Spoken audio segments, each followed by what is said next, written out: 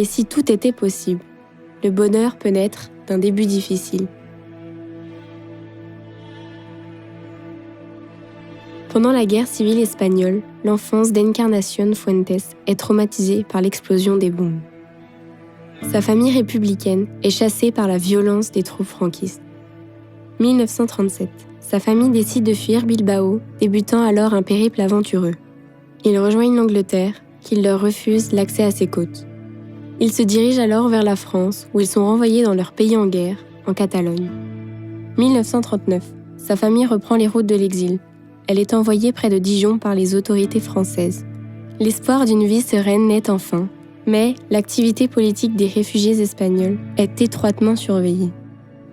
Le père d'Encarnación est arrêté et interné comme étranger indésirable, alors que sa mère est enceinte.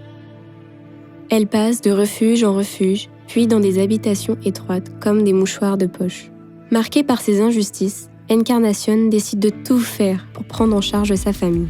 Elle, qui a appris seule à lire et à écrire pendant son enfance, va mettre l'école et la culture au centre de l'éducation de ses enfants, Ricardo et Katia.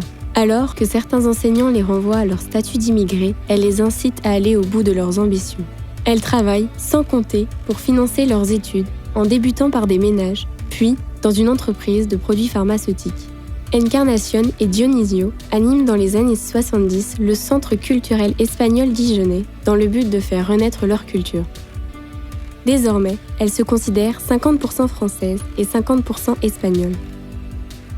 Aujourd'hui, Encarnación s'investit corps et âme dans la vie associative de son quartier, où le plus important pour elle est d'apporter du bonheur aux autres par la musique.